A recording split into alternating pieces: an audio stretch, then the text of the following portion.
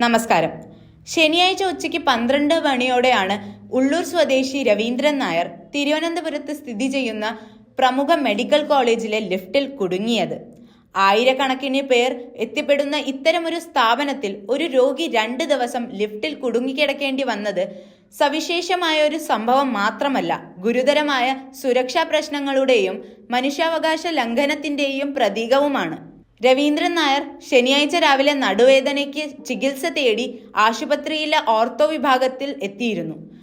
പ്രാഥമിക പരിശോധനയ്ക്ക് ശേഷം മരുന്നുകളും പരിശോധനാ ഫലങ്ങളും വീട്ടിൽ കൊണ്ടുപോകുന്നതിനായി രവീന്ദ്രൻ നായർ വീട്ടിലേക്ക് പോയി. പിന്നീട് തിരികെ ആശുപത്രിയിലേക്ക് വരികയും 1-ാം നിലയിലേക്ക് പോകാൻ ലിഫ്റ്റ് ഉപയോഗിക്കുകയുമായിരുന്നു. എന്നാൽ ലിഫ്റ്റ് പ്രവർത്തനരഹിതമായതോടെ അദ്ദേഹം അതിൽ കുടുങ്ങിപ്പോയി. ലിഫ്റ്റിന്റെ പ്രവർത്തനം പൊടുന്നനെ നിലയ്ക്കുകയായിരുന്നുവെങ്കിലും രവീന്ദ്രൻ നായർ പലതവണ അലാം സ്വിച്ച് അമർത്തിയെങ്കിലും ആരും സഹായത്തിന് വന്നില്ല. ലിഫ്റ്റിലുണ്ടായിരുന്ന ഫോണിലൂടെ ബന്ധപ്പെടാൻ ശ്രമിച്ചെങ്കിലും മറുപടി കിട്ടിയില്ല.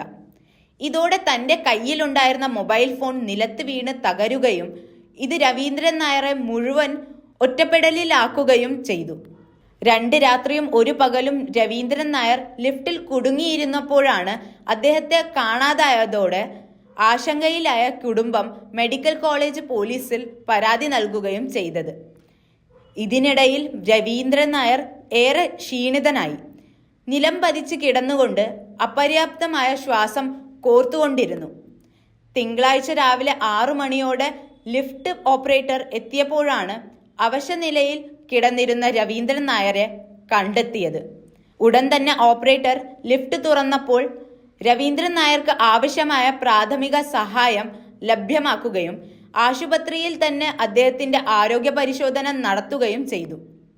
ഓപ്പറേറ്ററിന്റെ മൊഴി പ്രകാരം ലിഫ്റ്റിന് മുൻപേ തന്നെ തകരാർ ഉണ്ടായിരുന്നതായി റിപ്പോർട്ട് നൽകിയിരുന്നുവെങ്കിലും തകരാറിലുള്ള ലിഫ്റ്റിന് മുന്നിൽ മുന്നറിയിപ്പ് ബോർഡ് സ്ഥാപിച്ചിരുന്നില്ലെന്ന് രവീന്ദ്രൻ നായരുടെ കുടുംബം ആരോപിച്ചു. ഈ സംഭവത്തിൽ രവീന്ദ്രൻ നായരുടെ കുടുംബം നിയമ നടപടികൾ സ്വീകരിക്കാൻ ഒരുങ്ങുകയാണ്.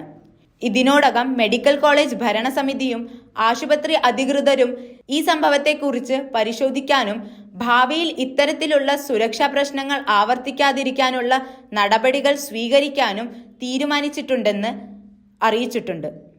ഈ ഹൃദയഭേദകമായ സംഭവത്തിൽ ഒരു രോഗിയുടെ സുരക്ഷയും സംരക്ഷണവും മനുഷ്യാവകാശവും പരിശോധിക്കേണ്ടതുണ്ടെന്ന് ഉറപ്പുവരുത്തുന്നു.